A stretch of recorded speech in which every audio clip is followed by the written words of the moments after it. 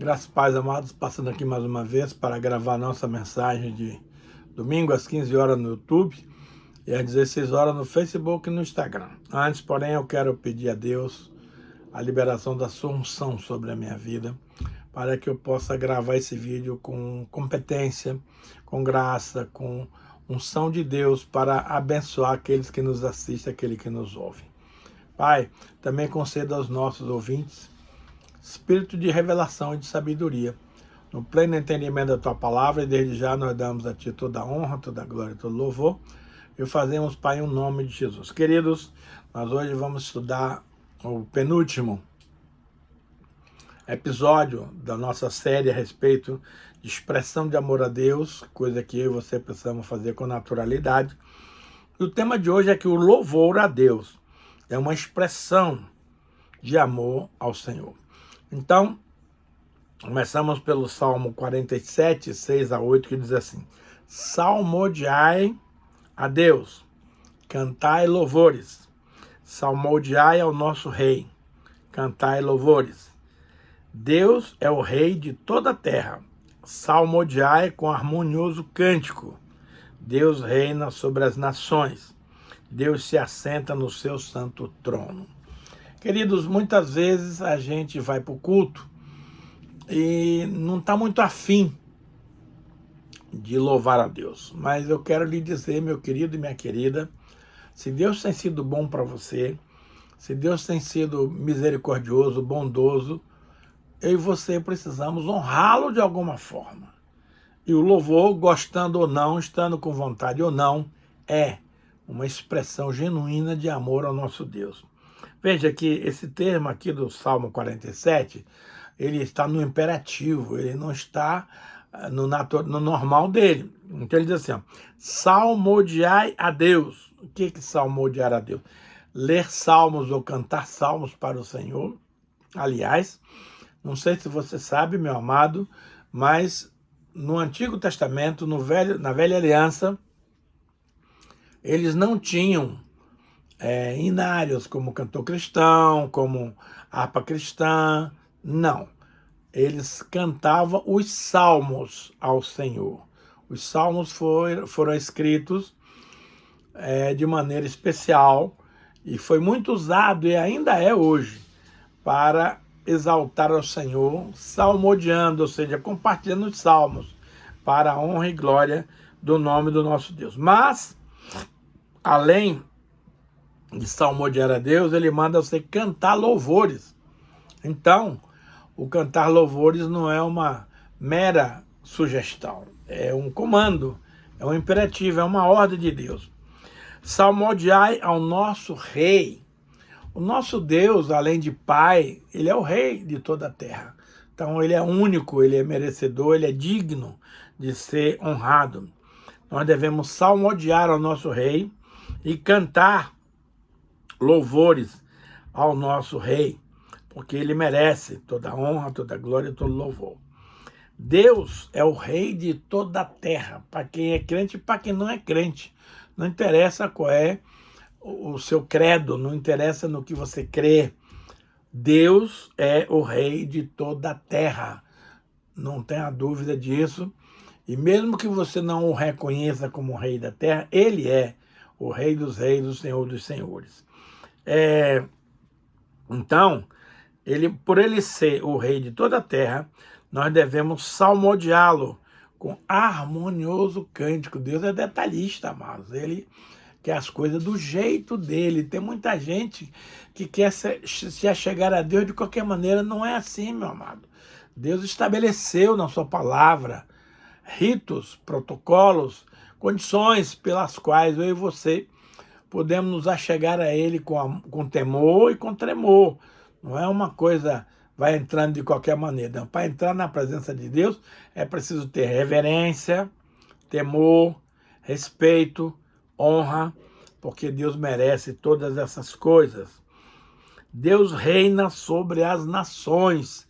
Deus não está preocupado se a Rússia é comunista, se a Alemanha é democrática, se os Estados Unidos é cristão. Deus não está preocupado com o credo das nações. Ele simplesmente está afirmando aqui Eu e você precisamos crer nisso, que ele é o Deus que reina sobre todas as nações, embora muitas nações não o reconheçam como Deus, mas ele é Deus e reina. Então ele é rei sobre todas as nações. E mais, Deus se assenta no seu santo trono. Curve-se diante dele toda a terra. Aquietai-vos, ele diz no Salmo 46, e sabei que eu sou Deus. Sou exaltado entre as nações, sou exaltado na terra. Deus não fica triste se alguém não o honra como Deus, porque cada um tem a sua relação com o seu Deus. Mas eu louvo a Deus porque eu o amo, eu o reverencio, eu reconheço como ele é o meu Deus, meu Rei, meu Senhor e meu Salvador. Interessante, Salmo 22 diz assim: aos meus irmãos declararei o teu nome, cantar-te-ei louvores no meio da congregação. Eu amo estar na minha igreja, nos cultos normais lá, na igreja grande, tem mais de 1.500 pessoas no culto, e como é gostoso, como é confortante saber que no meio daquele povo todo está lá o nosso Jesus, nosso Senhor e Salvador, Rei de toda a terra. Então, a Bíblia nos assegura essa informação. Aos meus irmãos declararei o teu nome, o nome de Deus. Cantar-te-ei louvores no meio da congregação. Então, amados, quando você está cantando no meio da congregação, tem alguém muito especial ali, ouvindo o seu cântico, que é o nosso amado Senhor e Salvador, Jesus Cristo. Contudo, tu és santo, entronizado entre os louvores de Israel.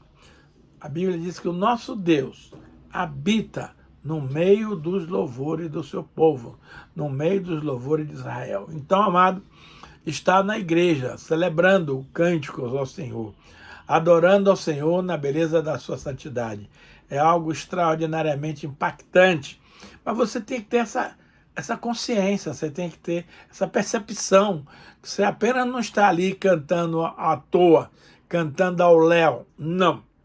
Você está expressando do mais íntimo do seu coração a sua gratidão, o seu louvor, a sua adoração ao Rei dos Reis, ao Senhor dos Senhores.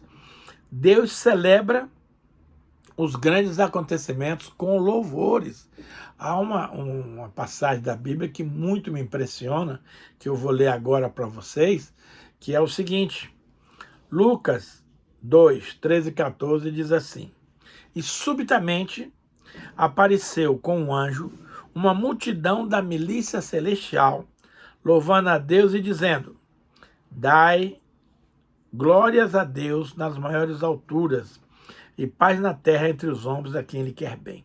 É muito interessante notar, amados, que quando o Senhor quis anunciar a chegada de Jesus, o seu rei, ele fez questão de enviar um anjo e uma milícia celestial, louvando a Deus e dizendo glória a Deus nas maiores alturas. Ou seja, Deus estava desejoso que os seus anjos, que as suas milícias celestiais estivessem ali adorando a ele, celebrando a ele, por ele ter mandado o seu filho Jesus, o menino nascido numa manjedoura,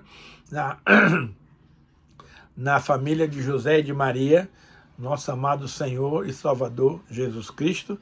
Isto é maravilhoso. Então, Deus simplesmente podia deixar a coisa em branco, mas Deus não gosta de deixar as coisas importantes em branco. E por esse ser um dos maiores atos para a humanidade, Deus fez questão de registrar esse momento, de marcar esse momento, enviando uma milícia celestial de anjos adoradores, cantando, louvando, bendizendo ao nome do nosso Deus. Eu tive o grande privilégio de estar lá em Belém, da Judéia, no local aproximado onde Jesus nasceu, que foi lá onde hoje tem uma igreja, uma sinagoga, onde ali está mostrando aonde Jesus nasceu. E é interessante que para você entrar nessa igreja, você tem que se curvar. A porta é bem baixinha. Isso nos mostra que para você acessar a presença de Deus, não é com arrogância, não é com o nariz empinado, não é com orgulho, não é com prepotência, é com humildade. Você chega ali, você tem que se curvar, se abaixar para passar na porta estreita, na porta baixa, para adentrar ao local onde eles dizem que foi ali que Jesus nasceu. Se foi ali ou se foi 10 metros para lá, 10 metros para cá, isso não importa. O importa é que você está num ambiente propício aonde aconteceu o maior fenômeno da cristandade aqui no planeta Terra. Foi o dia que Jesus nasceu numa estrebaria, irmãos. Não havia lugar para ele nos hotéis, nas pousadas. Então, o único lugar que José encontrou para Maria dar à luz foi numa estrebaria. Ele preparou um coxo e naquele coxo de madeira ele depositou o seu filho, que veio para salvar a humanidade. Uma outra coisa interessante é que logo adiante, à direita de onde está hoje a igreja, existe um lugar chamado Campo dos Pastores. E eu, como um pastor e como um estudioso da palavra, imaginava um gramado muito verde, um gramado vistoso, bonito, que nos causaria uma bela impressão em olhar. Porém, as coisas lá na Palestina, onde é de domínio palestino, árabe, infelizmente eles não dão a importância que o fato requer. Então, onde a gente imaginava ser um grande gramado, onde os pastores estavam apacentando as suas ovelhas, hoje é terra pura, é areia, e quebra muito do encanto, da imaginação nossa, quando se fala de um campo de pastores, de um campo de ovelhas. Lá, meu irmão, só tem areia e terra. É muito frustrante. Mas vai fazer o quê? No país de Israel, é tudo verdinho, eles plantam grama, eles plantam flores e tudo é regado por água natural, por água artificial. Quer dizer, eles têm uma tubulação de canos para poder regar as plantas e os pomares, as tamareiras, as mangueiras, todas as frutas que Israel produz são irrigadas. Então, aqueles campos verdes é muito lindo de ver. Mas quando você chega lá em Belém, que é uma cidade hoje de domínio palestino, onde lá os palestinos é quem faz a administração, toda a parte governamental, inclusive Palestina é cercada de muros. Quando você entra lá com o ônibus da excursão, o guia do ônibus, que é judeu, desce na entrada da cidade e aí sobe um outro guia árabe, palestino, que vai fazer as explicações para os turistas. Os ônibus de Israel, eles têm um motorista árabe. Todos os motoristas dos ônibus de turismo de Israel são árabes. E todos os guias são hebreus, são judeus. Então, isso porque tem cidades que os judeus não podem entrar. Jericó, por exemplo, Ramallah, essa cidade, Belém, lá na Cisjordânia, Hebron, são cidades de governo palestino. Então, nessas cidades, o guia do ônibus não pode entrar.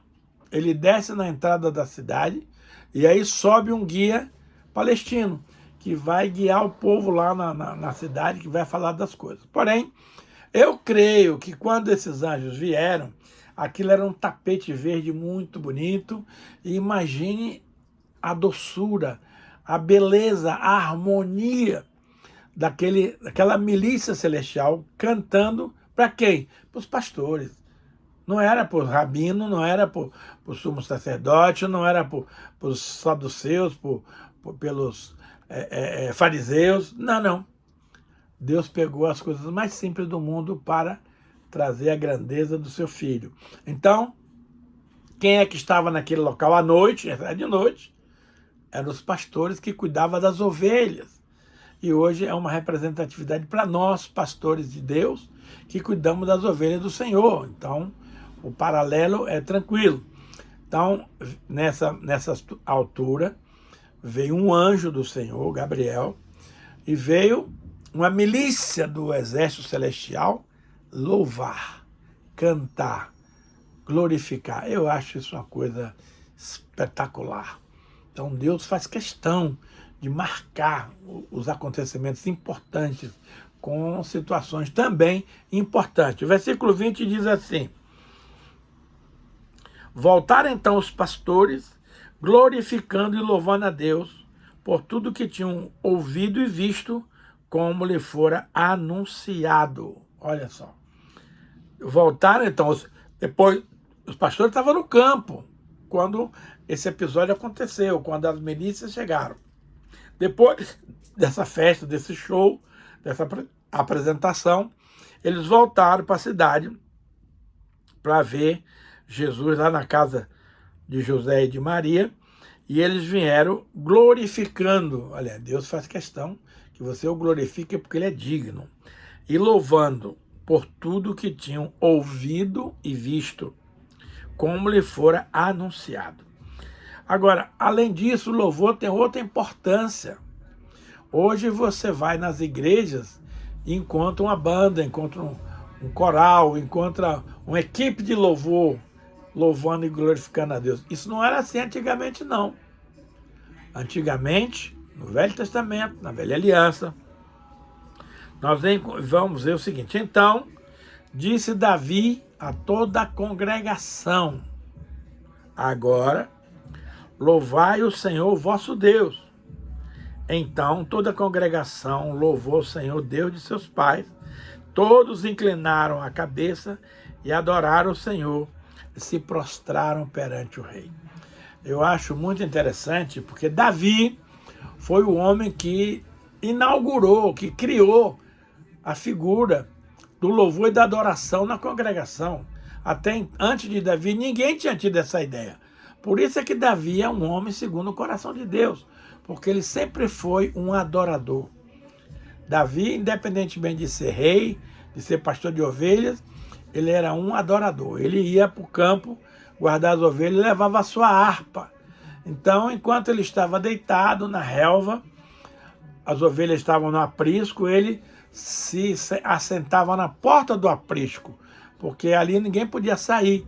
Ele estava impedindo a saída das ovelhas. Por isso que o pastor é a porta do aprisco.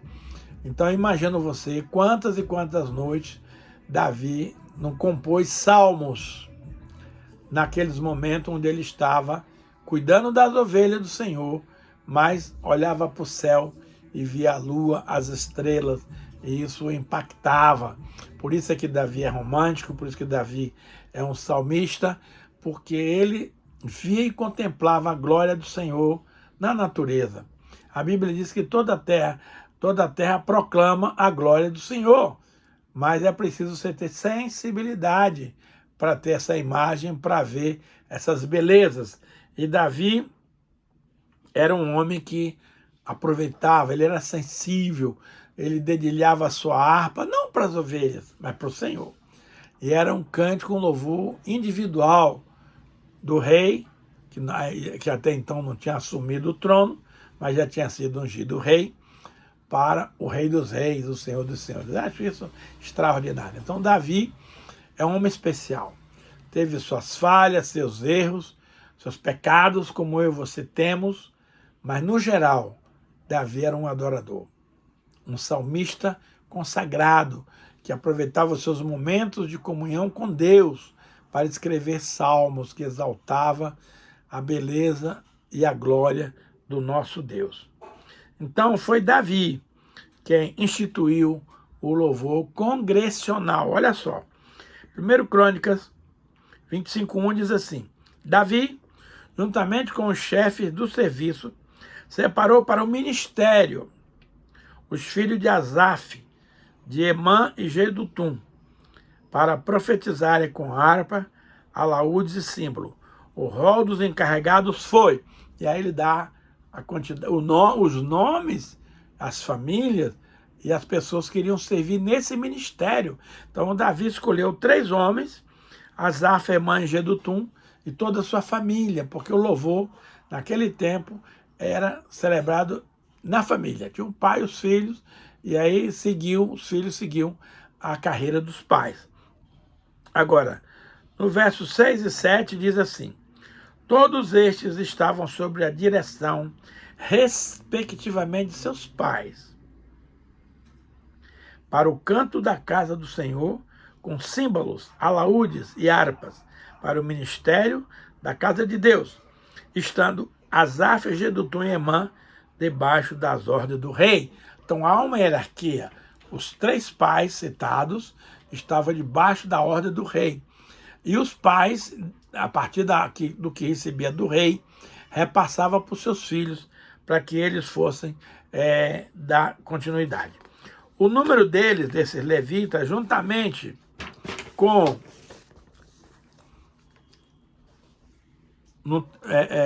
no canto do Senhor, todos eles eram de 288. Entre os músicos, os tecladistas, os trompetistas, os que tocavam chofar, enfim, todos aqueles que serviam no templo, eles tinham turno de 24 horas. Isso é muito interessante. Aqui hoje nós temos louvor na igreja só na hora do culto, não é verdade? Mas lá no templo, eles tinham turnos de louvor. Então, saía uma equipe, entrava outra. Saía uma equipe, entrava outra. Mas, meu pastor, e quem estava lá para ouvir esses louvores? Deus. O povo não estava, porque o povo não ficava 24 horas no templo. Mas Davi, com uma forma reverente, fazia questão de honrar a Deus, servindo na adoração, independentemente de ter povo ou não. Hoje, se o povo não vai, ele não faz louvor. Naquele tempo, não. Estando o povo ou não estando, ele completava o seu turno de louvor e adoração. Devemos louvar a Deus pelos seus poderosos feitos. E eu te pergunto, Deus tem feito coisas maravilhosas na sua vida? Na minha tem. Então vamos analisar um salmo muito interessante, que é o Salmo 150, o último salmo da Bíblia. Ele diz assim: aleluia, louvai a Deus no seu santuário. Não tem ninguém, mas Deus está lá. Louvai-o no firmamento, obra do seu poder. Louvai-o pelos seus poderosos feitos. Louvai-o consoante a sua muita grandeza. Louvai-o ao som da trombeta, que é o chofar. Louvai-o com saltério e com harpa. Louvai-o com adufes e danças. Louvai-o com instrumentos de corda e com flautas. Louvai-o com símbolos sonoros. Louvai-o com símbolos retumbantes. Todo ser que respira, louve ao Senhor. Gente, esse salmo é de uma profundidade grande. Foi Davi que escreveu. Aqui diz que, aleluia, glória a Deus, louvado seja o Senhor, louvai a Deus no seu santuário. Onde é o santuário de Deus hoje? Na igreja X? Na igreja Y? Não. O santuário de Deus hoje é o meu coração. É o seu coração. É aí que eu e você precisamos louvá-lo com toda a reverência, com toda a graça, com todo o favor, com todo o respeito. Louvai a Deus no seu santuário. O santuário de Deus é o meu coração, onde o meu Senhor habita. E aí ele continua. Louvai-o no firmamento, no céu. Olhe para o céu que ele está lá. Obra do seu poder. Louvai-o pelos seus poderosos feitos. Todos os milagres de Deus merecem louvores. Louvai-o consoante a sua muita grandeza. Jesus é grande. Louvai ao som da trombeta, ao chofar. Louvai-o com saltério e com harpa. Louvai-o com adufes e dança. Gente, Salmo 150 diz que é para louvar a Deus com adufes e dança. Como é que tem gente que diz que a dança a dança é profana? Tá, existe dança profana, sim. Mas na casa de Deus, nós dançamos dança santa. dança de louvores, de adoração. Eu amo na minha igreja que tem um grupo de dança.